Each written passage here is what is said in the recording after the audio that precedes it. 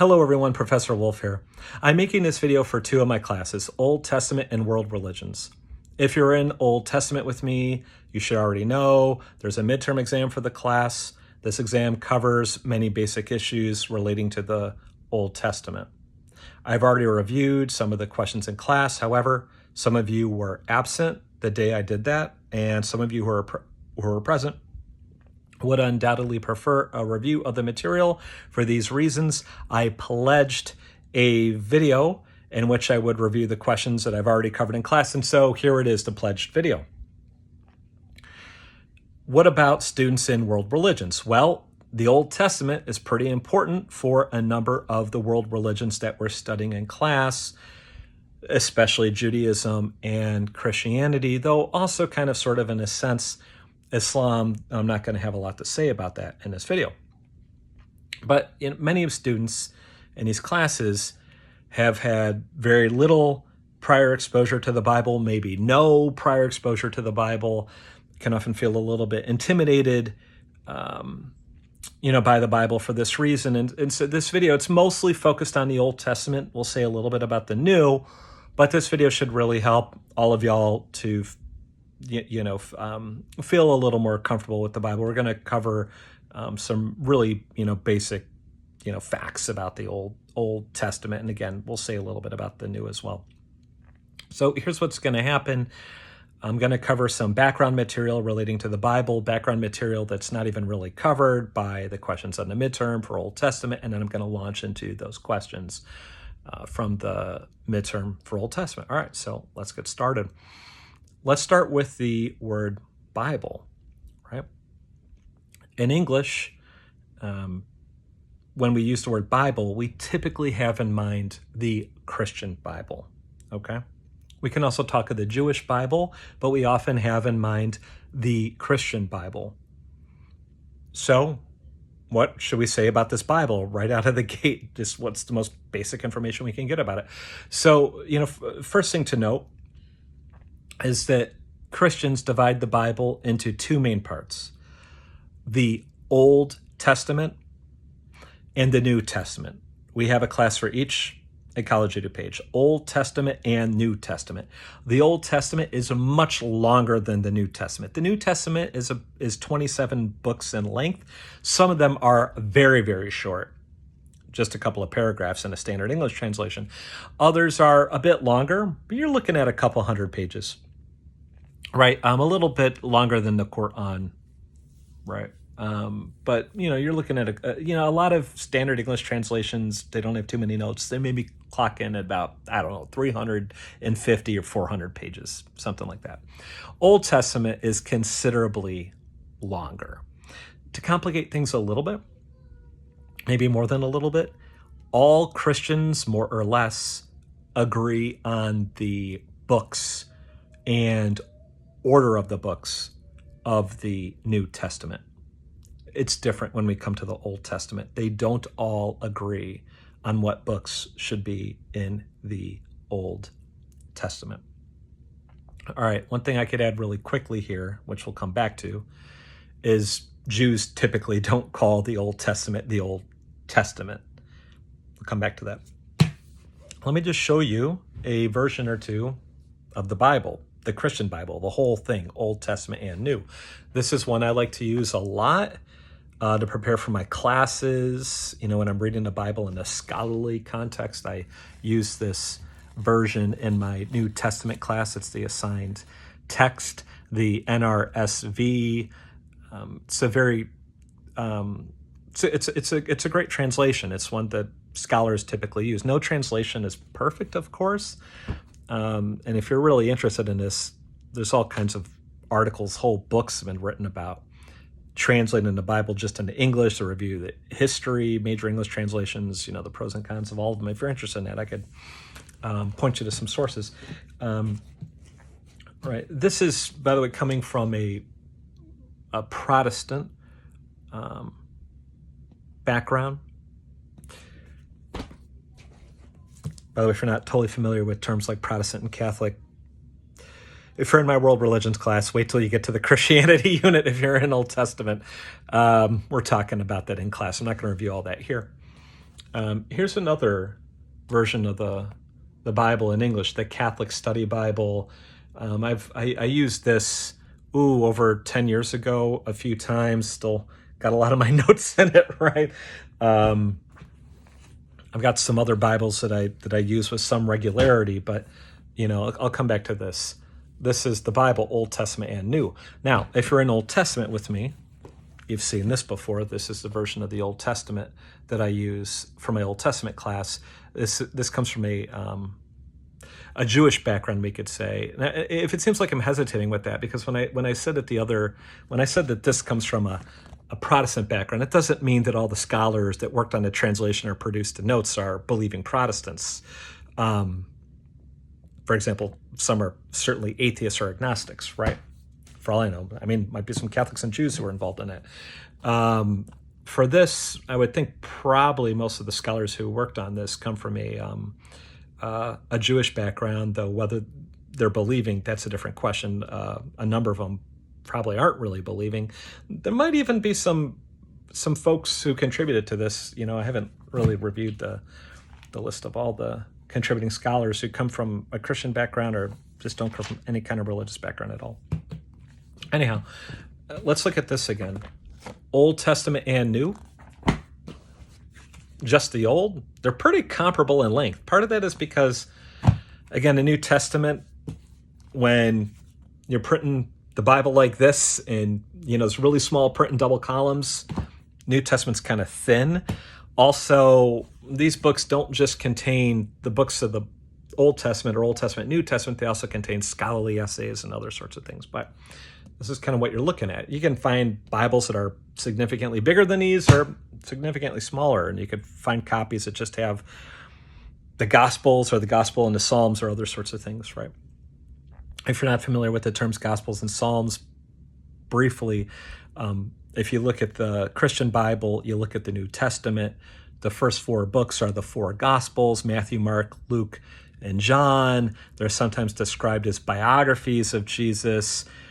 This debated whether that's really a good term or not. They don't even try to cover the whole life of Jesus. They mostly focus on his public ministry, which, depending on which gospel you're looking at, how you interpret them, maybe lasted somewhere between 1 and 3 years. But some of the gospels give you a little bit of detail, about Jesus before he starts his public ministry, about the age of 30. For Christians, the gospels are very important, really kind of the center in the way of the Bible, because they're giving you accounts of, what Jesus said and did, right? The Psalms is sometimes called the Psalter, is a fairly lengthy book of the Old Testament that contains many prayers, different types, giving God praise, thanks, asking for intercession. Some of them have major historical elements. Some of them have major wisdom components, right? If you're not familiar with all that, it's okay. But anyhow, you can sometimes find versions of the Bible that just have those four Gospels from the New Testament and the Psalms, the Psalter, the book of Psalms from the Old Testament, right? So, some Bibles are really, really tiny, some are really big, some are complete, some are partial. That's kind of how that goes. All right, so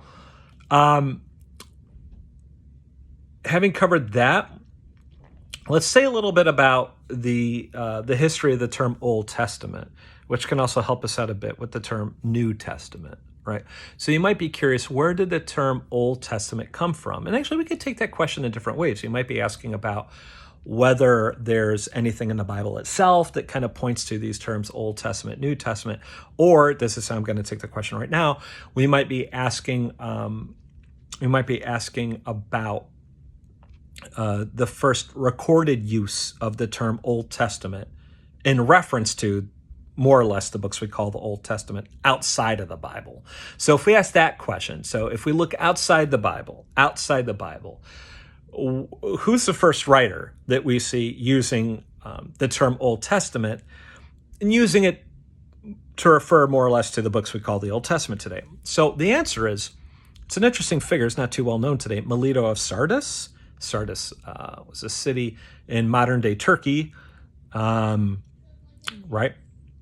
Though back then, the Turks didn't live in Turkey. That's a whole long story. Up until about 500 years ago, you had the Byzantine Empire in Turkey, which was an empire of like Greek-speaking Christians. It was multi-ethnic, and anyhow, the Byzantine Empire wasn't quite up and running yet back in 190 CE, but there were a lot of Greek-speaking people in modern-day Turkey at that time. And about the year 190, at least a fair number of them had become Christians. So anyhow, so Melito of Sardis, early Christian writer, we have some of his writings. He dies about the year 190. So he's the first, at least as of today, September 2nd, 2024, he's, as far as we know, that based on the evidence we have, he's the first author that uses the term Old Testament to refer to these books more or less outside the Bible itself. Okay, now you might start asking yourself, all right, so Old Testament, New Testament, what do those things even mean? I'm glad you asked. So our English term testament, in this context, comes from a Latin word testamentum, which was a Latin translation of a Greek word for covenant. In other words, Old Testament, New Testament, you could also render them Old Covenant, New Covenant. Then you might say, well, great. Well, what's a covenant? Right? So covenant is a term that's used heavily in the Old Testament, heavily in the New Testament. It's the concept of a covenant goes back before the earliest parts of the Old Testament, quite a bit before. It's an old concept from the ancient Near East, right? And it's explained in different ways by scholars. Some say we should think of it as an agreement or a pact, and in a lot of contexts, I think that really does make a lot of sense. In some contexts, it makes sense to think of it as a promise. When it comes to at least major covenants of the Old Testament, a lot of scholars like to think of it as a pledge, And in the ancient Near East, often these covenants, they were basically treaties between kings. They were like international treaties between kings. And sometimes these are like mutual non-aggression treaties. So you might have two kings roughly of like this, equal power. They kind of say to one another, hey, I won't attack you. You don't attack me. And maybe even if somebody attacks you, I help you out. Somebody attacks me, you help me out, so forth and so on. This would be a great example of an ancient Near Eastern covenant, right? Could be other kinds of covenants between kings, but that's, and even in other contexts, but that's kind of, it's just a little overview of what you're looking at. So when we turn to the Old Testament, we see God making covenants. We might say agreements or pacts or issuing promises. Again, maybe in some contexts, pledge is even a better term.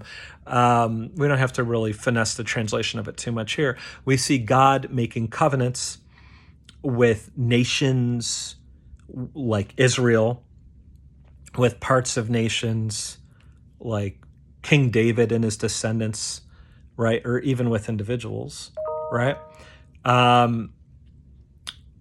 We also see, humans in groups of humans making covenants with one another in the Old Testament. So not all the covenants are made by God. Not all of them have their origin in God. Not all of them are authored by God in the Old Testament, but the ones that Jews and Christians mostly focus on are, right? There's actually quite a few covenants in the Old Testament that a lot of Jews and Christians don't even pay too much attention to, right? So a lot of people make a lot of agreements with one another, a lot of pacts, a lot of promises, a lot of pledges. Doesn't mean that they're all super significant for biblical history or biblical theology. All right. So that's a little bit about that. And just to add a little more, if we have here God making agreements, God making pacts or issuing promises, issuing pledges to humanity or some portion of humanity, what we're really looking at here, I think it's fair to say, is God's relationships with humanity. And it's a very important topic in the Bible. It's a very important topic in the Quran. It's a very important topic in all sorts of religious texts and all sorts of religions, right? We go back to the Bible, we have God, we have humanity, we have God entering into relationship with humanity. These relationships are also key to what we might call salvation history, right? So if you read the very beginning of the Bible, first book is Genesis. You read the very beginning of Genesis, you get the creation account, the account of how God created maybe everything, or a lot of scholars would argue maybe not literally quite everything, but the earth and everything on it, including us and the sun, the moon, and the stars, at least that, right? The early chapters of Genesis don't really say anything explicit, at least about angels and so forth. But let's just set that aside and just talk about, the creation of everything, maybe not quite everything, but there it is. So after that, what do we see? Well, we see Adam and Eve eat the fruit. And by the way, there's a lot of different views among Jews and Christians. If you believe in the Bible, does that mean you have to think that Adam and Eve are real people? If not even going to get into that, why did they trespass, God's command? If we want to use that language, why did they disobey? Why did they eat the fruit? There's been different views about that among Jews and Christians. One view, that I've heard, but certainly not the only one. If you actually look at the history of Jewish and Christian interpretation of the Bible, you get different ones. But one view that I've heard from a number of authors, and one that I kind of like it. I'm not exactly sure that the author had it in mind, but I think it's plausible they had it in mind, at least part of what they had in mind, and I think is pretty interesting interpretation anyhow. I think it's a fairly fitting interpretation, is that Adam and Eve, where they're tricked by this serpent, this snake, right, to believe that if they ate this fruit, they could gain wisdom. And so maybe the idea here is they thought God was holding out on them. And they thought there was a blessing that God had withheld from them and that they could secure for themselves. So maybe there's a lack of trust here. God really doesn't have their back. God's not really looking out for them. They need to look out for themselves. It's different views of it. Really quickly, by the way, we often think in English, for English speakers, at least, if we, come from the quote unquote Western part of the world, we often think of the fruit as an apple. Jewish traditions often thought of as a pomegranate. The Bible actually never says what kind of fruit it is, right? And I still need to look this up. So what I'm about to say could be wrong, but I've seen some scholars say that the tradition in the West of it being an apple comes from a similarity in Latin between the word apple and the word evil. I should really look that up at some point, and I'm going to have to remake this video in the future. So anyhow, you could go look that up, right? But also be skeptical of what you read on the internet. But there's all sorts of little things like this, by the way, a lot of, kind of common traditions around the Bible are just not actually rooted in the Bible, right? Sometimes it's a lot different. Sometimes it's a little different, right? Anyhow, the Bible never says it's an apple or what kind of fruit it is. So after Adam and Eve eat the fruit, they lose access to the garden. Their relationship with God is ruptured. God wanted this relationship with them. God wanted to bless them. God wanted them to have this wonderful life in the garden, but they showed disobedience. Really, they showed lack of trust in God. In a way, they turned from God. So they ruptured their relationship with God. And so they lose access, at least in some sense, to the presence of God. They're not quite as close to God. This is symbolized by them being expelled from the garden. Some people would also take that literally, some would not. But whether you take it literally or not, or whether you believe in God or believe in any of this, I think one thing we could take away from the text is their relationship with God has been ruptured through a lack of trust on their part. So you may know in English as a really, really fantastic poet, interesting character, John Milton, beautiful poet, amazing poet, I think one of the greatest writers in English of all time. He wrote a lot of really great poems. His most famous one is Paradise Lost. He wrote a less famous poem called Paradise Regained.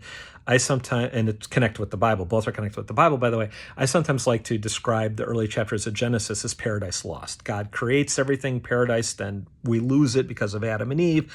And the rest of the Bible is Paradise Regained. It's like, how is God going to get this relationship with humanity healed? Because according to the Bible, and this applies to the Quran as well, right?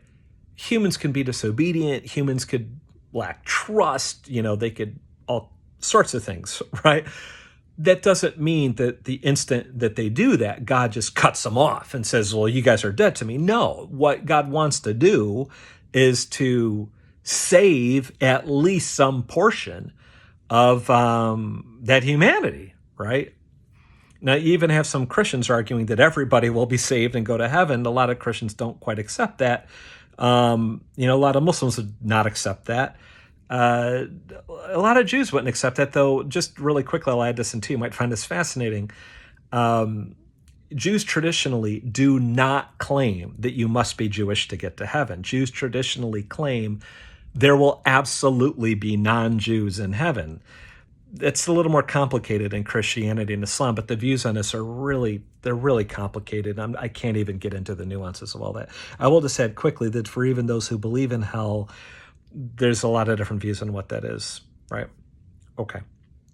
The key idea for us is this. According to the Bible and also the Quran, God creates mankind, wants good things for them, including relationship with them. But they blow it. They show lack of trust. And that ruptures the relationship. There's so much more you can add. Other nuances can be debated, but I think that core of it, we're pretty good with that. So they lose access to the garden, which again, whether you take literally or not, they also, connotes disconnection from God, a lack of, a rupture in a relationship with God. All right. But again, God, so this is Paradise Lost, Paradise Lost, Paradise Lost. And, what God wants to do is to save at least some portion of humanity, Paradise Regained. How is God going to do that? That's where things get really, really complicated. And in the Old Testament, you never really quite get a clearer vision of how all this is going to work out. But one thing the Old Testament is clear on is God is going to use Israel as his vehicle to rescue the rest of humanity. And the Quran, it's different. It's not just doesn't just work like that. It's not just God just using one nation, Israel, to rescue humanity. But in the Bible, Old Testament and New, God's using one nation, Israel, the Israelites, not the same as Israelis. That's the modern nation of Israel, geographically roughly the same place, but the ancient nation of Israel is not the exact same thing as the modern state of Israel. And we usually use the term Israelis or Israeli for citizens of the state of Israel, many of whom are actually Arabs and also not Jewish. And we typically use the term Israelite or sometimes Hebrews for the people of ancient Israel. Anyhow, so the idea here is, or in the Old Testament, God wants to somehow get humanity back on track. Somehow going to do it through the nation of Israel, but it's not totally clear how that's going to work out. In the New Testament, of course, it comes down to Jesus, right? And boy, there's a lot more that can be said about that. It's really complicated. Anyhow, in the interest of time, I really want to kind of move ahead a little bit. So, covenants, relationship with humanity, salvation history, God trying to help us, at least some portion of us, find our way home. All right. Let's move on a little more before we move on. So we've talked about the Old Testament and the New Testament. And testament coming from this Latin word testamentum, a Latin translation of a Greek term meaning covenant. Talked a bit about covenants. We have Old Covenant, New Covenant. I mentioned that there's actually a number of covenants in the Old Testament. So you might say, okay, but if Old Testament really means Old Covenant, which one? Which covenant, right? If there's a lot of different covenants in the Old Testament, which one? Is it like a collective term for all of them? No. Is it even a collective term just for all the covenants that God initiates in the Old Testament? I don't think so. If we look at the New Testament, there are a number of passages in the New Testament which explicitly invoke this language of old versus new, and some even use the language new covenant. And at least in some of these passages, it seems that when the contrast is made between the old covenant and the new covenant, the old covenant that's really meant is the Mosaic, or we might call it the Sinaitic covenant. So really quickly, scholars and Jewish and Christian readers of the Bible, when they look at that Old Testament, they're often focused on four main covenants. The Noahide, mediated by Noah with all humanity and all the animals that live on the land and the birds of the sky. I guess not the fish, right? The Noahide covenant, which we find early on in the books of Genesis, right? You can read, Genesis chapter 6 through 9 for that. We then have the Abrahamic covenant for Abraham, right? This starts coming in Genesis 12, where God calls Abraham to a new land and makes him three pledges to make of him a great nation. He's old and doesn't have any kids yet. God's saying, I'm going to give you a lot of kids, to make of him a great nation, a large nation, give him a lot of kids, bless that nation, and bless the nations of the world by that nation, the Abrahamic covenant. Then the third is the Mosaic or Sinaitic covenant. Mosaic for Moses, Sinaitic for Mount Sinai. This is a covenant that God makes with Israel through the mediation of the prophet Moses at Mount Sinai. The first part of that is the Ten Commandments, which you could find in the book of Exodus, the second book of the Old Testament, Exodus chapter 20, and then again in Exodus 34. But really, there's a lot more to that covenant than just the Ten Commandments. I'm not going to get into all that here, future video. Then we have the fourth of these four major covenants would be the Davidic covenant, a covenant that God makes with David and his descendants, that at least certain conditions met, they would rule over the people of God forever. All right. So we have these four main covenants in the Old Testament: the Noahide, the Abrahamic, the Mosaic / Sinaitic, and the Davidic. Some think they could see a covenant there with Adam, the Adamic covenant, but the text doesn't say that explicitly. The first time the Old Testament uses this term covenant is in connection with Noah. So at any rate, we got these four main covenants from the Old Testament. And when the New Testament is talking about old, new, and talking about new covenant, it seems like the contrast with the old covenant is really just the Mosaic covenant. You could also call it the Sinaitic. I'll just call it the Mosaic covenant. And actually, let me say a little more about that one, because it could help us out now. What is that Mosaic covenant? Again, we start to see it launched in Exodus 20, and you get a review of it in Deuteronomy 28. Deuteronomy is the fifth book of the Old Testament. It's right before Moses dies, right? You get a review of this covenant, the terms of the covenant. Basically what happens is this.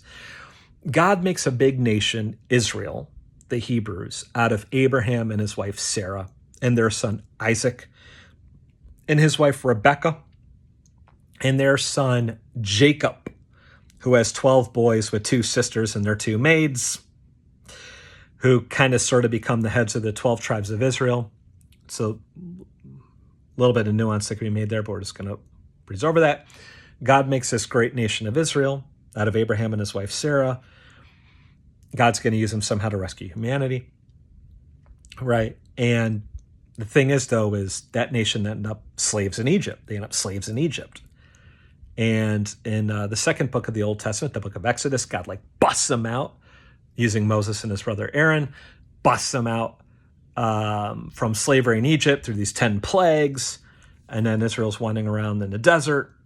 And the thing is, they need some land and they need some laws, because that's what you need if you're an ancient Near Eastern nation, or even kind of a nation today. You need some land and you need some laws, right? And so God's going to give them the land of Israel, where Abraham already was, but it's going to take them a while to get there, right? 40 years to get there. Let's not worry about that right now. But they also need some laws. And so God starts issuing these laws, right? The 10 Commandments, there's a kind of a complication here too. I'm just going to pass over. You could take the Ten Commandments to be part of those laws, right? But there's way more laws than just 10. There's way more laws than just 10. Jewish tradition actually recognizes 613 mitzvot, 613 commandments, as constituting the laws, the commandments, the obligations, the duties of the Mosaic covenant. And the idea here is that the nation of Israel is a nation of Israel because they're the descendants of Abraham and Sarah. That's what makes them the Hebrews. That's what makes them the Israelite people. It's their ancestry, right? Their land, Israel, is promised by God. But what marks them out is special. They have this special relationship with God. They're going to play the special role in salvation history. What marks that out? It's not just their parentage. It's not just their land. It's these laws, these commandments, these duties, these obligations. You might also call it these teachings, these instructions, this guidance that God gives them, right? That's also what marks them out as God's holy people. And these laws, or we might call it this teaching, this instruction, embodies God's wisdom.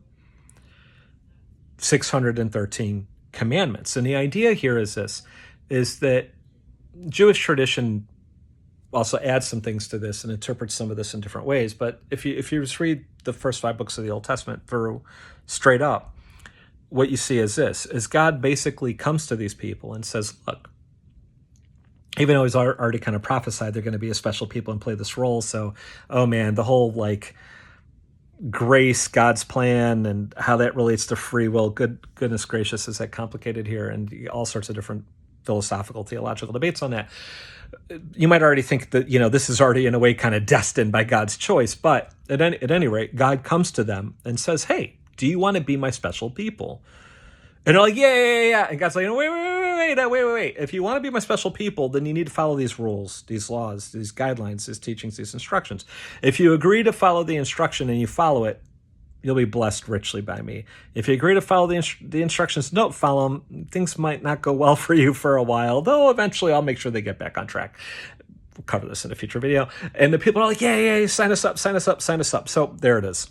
So they get these 613 mitzvot, these 613 commandments, these teachings, these instructions, this guidance that embodies God's wisdom for them to help mark them out as God's special people and to play this role in salvation history of being this vehicle for the rescue of the whole human race.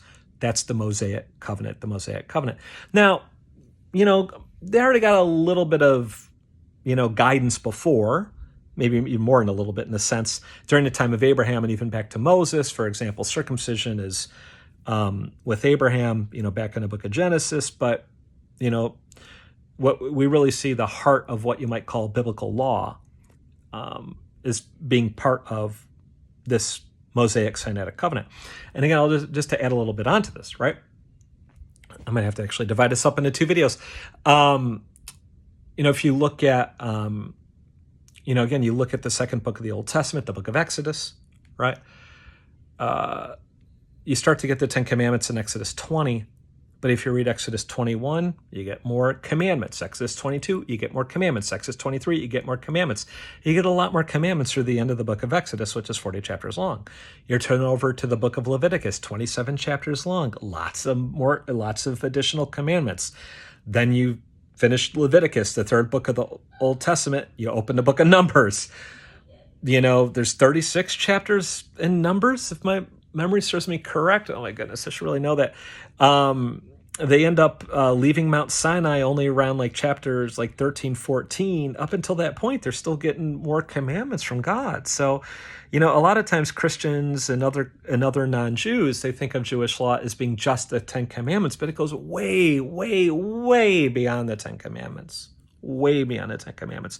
It includes all kind of laws about marriage, divorce, slaves, agriculture, what you can eat, what you can't eat, what you can wear, what you can't wear, how you plant, produce, how you plant trees, how you harvest them, duties to the poor, widows, orphans, all all kinds of stuff, right? A lot, all sorts of rules about sacrifices and religious holidays and pilgrimages, a lot. Different covenants in the Old Testament. That Mosaic covenant is huge for the reasons we just covered. When we're talking about Old Testament, New Testament, we really mean Old Covenant, New Covenant. What's the Old Covenant? Usually what we're talking about here is the Mosaic covenant. Yeah. Anything more I want to say about that? I mean, I could add so much more, but we want to move on. Yeah, so here's a question you could ask, right? You could start asking about the roots of these concepts, Old Testament, New Testament in the Bible itself. You might ask, so for example, does the New Testament ever invoke the concept of, Old Testament, New Testament? Yeah, we've already mentioned that. You actually can find this exact language, New Covenant, in a number of books of the New Testament. I'll just mention one book you could look at, the book of Hebrews, really interesting book in the New Testament. Actually, it comes back to this distinction a few times. Talks about New Covenant versus Old Covenant and the relationship between them, which is really complicated. We'll come back to that later. But yeah, definitely this idea of New Covenant, Old Covenant is in the New Testament. If the Old Covenant here then is the Mosaic covenant, what's the New Covenant? It's this new covenant that, according to the New Testament, that Jesus brings, not just for the Jews, but for all people, right? It's rooted in the Old Covenant, and actually the Old Covenants, it's rooted deeply in the Old Testament. Jesus is a Jew, and he presents himself in the Gospels as fulfilling a number of these covenants and, kind of bringing them to their culmination, bringing them to their purpose, not just the Mosaic, but others, including that Davidic covenant, right? But the idea here is there's a fulfillment of those old covenants and the launch of something new, which even if it's strongly continuous with the old, does involve something new. It's a new way of God relating to humanity. How do you understand that? Well, I mean, that's really the Christian religion, which has been interpreted in different ways. That's what you have to look at for that. Okay, so you could ask, what about the Old Testament? What about the Old Testament? Does the Old Testament ever, use language of old, new? Yeah, it does actually in a few places, which is really quite interesting. Probably the most famous is Jeremiah. Great book, great read. Named after a prophet, Jeremiah, right? Who lived about 500-600 years before Jesus. And most scholars, by the way, I think whether they're Jewish, Christian, or atheist, would agree Jeremiah was a real person. Probably did write a good amount of the book. All of it, yeah, okay. Don't know about that. But anyhow, once you get to chat, it's really, really interesting read. Once you get to, let me give a little more background actually before I get into it. Jeremiah's talk. He's living in a time of crisis for Israel. He's living in a time of crisis when, due to Israel's failure to comply with the obligations of that Mosaic covenant, various kinds of tragedies have befallen Israel, the nation of Israel. They've lost a lot of their land, and here actually they're being threatened with losing all of it, at least for a time. And what happens often in the Old Testament is that when God sends a messenger to tell Israel, like, look, I've given you warning after warning after warning after warning, reminder after reminder after reminder that these are my expectations, and you're not keeping them. Now, finally, something bad's going to befall you. By the way, it's interesting how patient God sometimes is. Sometimes he waits hundreds of years before any action being taken, and sometimes it's not totally clear. Is this God, intentionally willing this thing to befall the people, or is it natural consequences, or maybe both? Anyhow, that when this bad thing finally befalls them, and they lose land, people die, there will be through wars, right? There will be a restoration and a reconciliation, and that God will, renew Israel and call them back to him and repair this relationship. And even somehow through Israel, call people from other nations to him. right? So we're, kind of looking back again all the way to the beginning of Genesis. Anyhow, so Jeremiah's living in this time of great trial where, some, bad things are going to happen in Israel on account of its disobedience. And then again, there's this forward-looking prophecy of reconciliation and restoration. And here it goes. Behold, the days are coming, declares the Lord, when I will make a new covenant with the house of Israel and the house of Judah. Here, Israel's the northern part of Israel, and Judah is the southern part of Israel. Not like the covenant I made with their fathers on the day when I took them by the hand to bring them out of the land of Egypt. That's the Mosaic covenant. My covenant that they broke, though I was their husband, declares the Lord. God often describes himself as like the husband of Israel in the Old Testament. For this is the covenant that I will make with the house of Israel after those days, declares the Lord. I will put my law within them, and I will write it on their hearts, and I will be their God, and they shall be my people. And no longer shall each one teach his neighbor and each his brother, saying, Know the Lord, for they shall all know me, from the least of them to the greatest, declares the Lord. For I will forgive their iniquity, and I will remember their sin no more. All right, so there it is. In the book of Jeremiah, you see this reference to, new covenant, old covenant, or new covenant, prior covenant. And, how exactly that gets interpreted in Jewish tradition and in Christian tradition get really, really complicated for all sorts of reasons. Like, what's the exact nature of this relationship between the new and old? And we'll actually deal with that in the next recording, because this one has gone a bit long, and so I'm going to end it here, and we'll pick up with this in the next video. See ya.